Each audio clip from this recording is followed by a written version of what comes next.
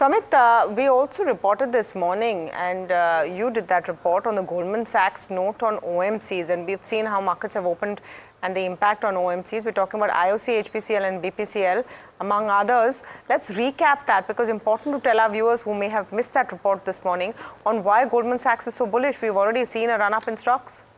Well, the main crux behind this upgrade that has come in for IOCL, BPCL and HPCL is the fact that we had seen a sharp fall in the share prices of all the three oil marketing companies after the LPG compensation did not come in the budget announcement. So what Goldman Sachs is saying now is that this is pretty much priced in. Along with this, the lower crude discounts that we're seeing from Russia is also factored in the share prices, and hence this upgrade has come in from them. Now, they have upgraded the rating on IOCL to neutral from a sell rating and have hiked the target price marginally to 110 rupees.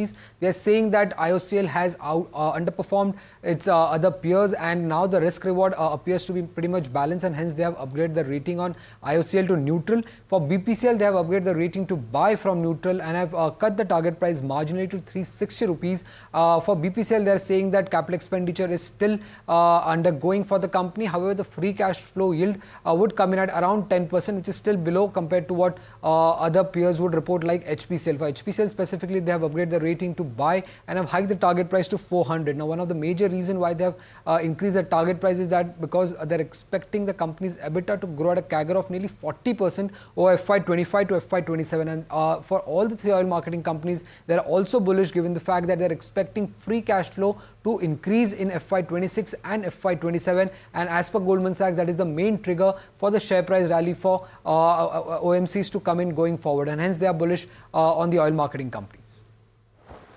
Right. Thank you, Samit, for getting us the details. But clearly, OMCs are on a tear. How long will this party last for them is something we need to wait and watch and see. But moving from there on, Happiest Minds, that's a stock that is in focus as well in today's day of trade. Now, clearly, it's the BFSI segment that has seen growth. Healthcare is seeing some bit of a slowdown as well. That stock is down almost 1.4%. What's interesting over here is in terms of the guidance that the management had given for FY25, they had said around 30 to 35% constant currency growth in terms of the top line. Now, clearly, when we spoke to the management as well, what they've indicated is that they're trying to meet the 30% revenue growth guidance. So that's going to be interesting, Tamanna, because if they are not able to meet that 30%, they will be missing the revenue growth guidance at the lower end as well. Let's quickly hear out what the management had to say as well. We have shown a year-over-year growth of about 28%. In rupee terms, it's about close to 30%. And in dollar terms, constant currency, about close to 1%. So yes, the street may have been expecting slightly better numbers on the constant currency growth, which we have shown at about 1%. But the fact of the matter is here, this time we had a fair bit of furloughs and holidays hitting us this quarter.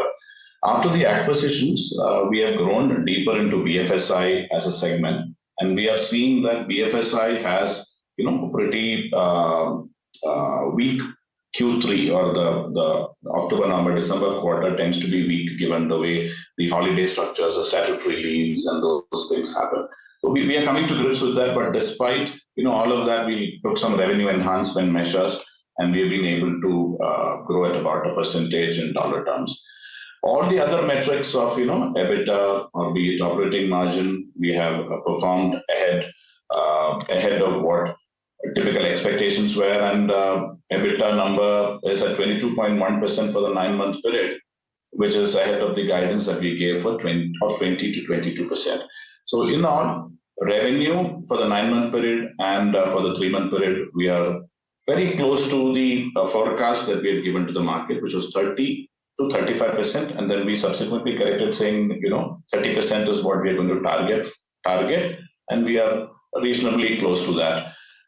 Next quarter, looking a little into the next quarter, we have closed this acquisition of customers and customer relationships of GADS Technologies in the Middle East market.